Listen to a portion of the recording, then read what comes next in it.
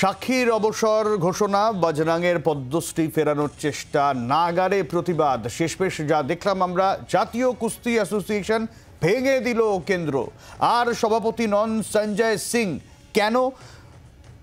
Sports মিনিস্ট্রির তরফে কেন এই সিদ্ধান্ত নেওয়া হলো জানাবে দেবাঞ্জন রয়েছেন আমাদের সঙ্গে। দেবাঞ্জন, দেখো, 21 তারিখ এই নির্বাচন হওয়ার কথা ছিল এবং এই নির্বাচন হওয়ার পরে সঞ্জয় সিং তিনি জাতীয় কুস্তি ফেডারেশনের শীর্ষ পদে এসেছিলেন, তিনি প্রেসিডেন্ট পদে এসেছিলেন 40-7 ভোটে জিতে, অর্থাৎ তার দিকেই কিন্তু ভোট বেশি পড়েছিল। কিন্তু তারপর ভারতীয় কুস্তি মহলে যে ঝড় বয়ে গিয়েছে, সাক্ষী মালিক যিনি রিও অলিম্পিকে পদক এনেছিলেন, সেই সাক্ষী মালিক তিনি বলেন যে আমি আর দেশের হয়ে কুস্তি লড়বো না। বজরং পুনিয়া তিনিও আর একজন অলিম্পিয়ান এবং এশিয়ান গেমস থেকে পদক আনা ভারতীয় কুস্তিগির। তিনি গিয়ে প্রধানমন্ত্রীর সাথে দেখা করার সুযোগ না পেয়ে তিনি সেটি ওই কর্তব্য পথে তার অলিম্পিকের পদক তিনি ফেলে দিয়ে আসেন।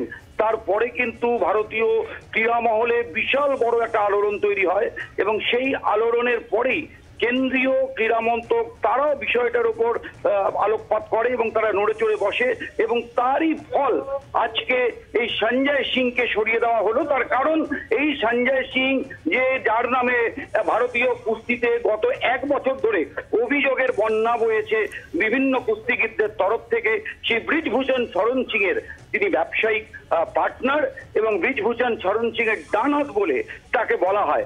যে সেখানে ব্রিজভূষণ শরণ সিং এরই এরকম ঘনিষ্ঠ ব্যক্তি অ্যাসোসিয়েশনে আসায় কোনো বিচার হলো না বা কোনো সুরাহা হলো না বলে এটা কিন্তু শুধু ভারতীয় কুস্তি মহল নয়, গোটা ভারতবর্ষের ক্রীড়া মহল মনে করছে।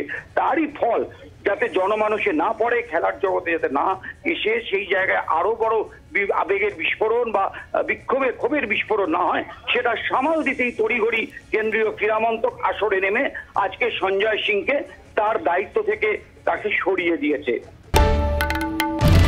বাংলার আওয়াজ, বাঙালির আবেগ, জি 24 ঘন্টা।